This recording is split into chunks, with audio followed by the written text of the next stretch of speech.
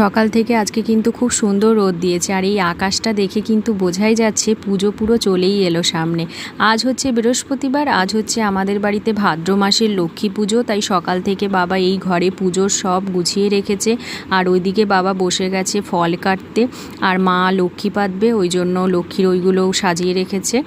আর এখানে সেই সুযোগে আমি যেগুলো ভাজাভুজি হবে সেই রান্নাগুলো করে নিচ্ছি। এখানে আলু ভাজা বসিয়েছি, এখানে আমি এক টিফিন বক্স মতো পাঁপড় ভেজে রেখেছি, যেটা আমি নিরামিষের দিনে করে থাকি।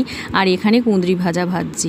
আর এইদিকে বাবা সব গুছিয়ে সময় মতো পুজোতে বসেও গেছে। এখানে বাবা পুজো শুরু করে দিয়েছে, খুব সুন্দর গুছিয়ে পুজো শুরু করে দিয়েছে। ওইদিকে মা আলপনা এঁকেছে আজকে।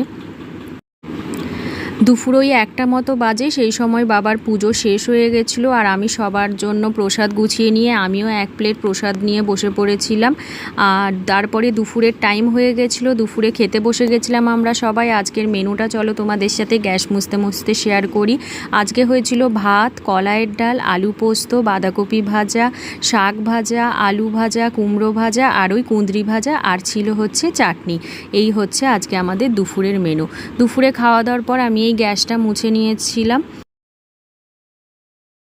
এইদিকে আমার গ্যাস মোছা হয়ে গেছে। আর এটা হচ্ছে সন্ধ্যের ভিডিও। এখন 7টা মতো বাজে, চা নিয়ে বসে পড়েছিলাম। আর আজকে মা করেছিল ডিনারে হচ্ছে খিচুড়ি। তো ভিডিওটা আজকের মতো এখানেই শেষ করলাম। সবাই ভালো থেকো, টাটা।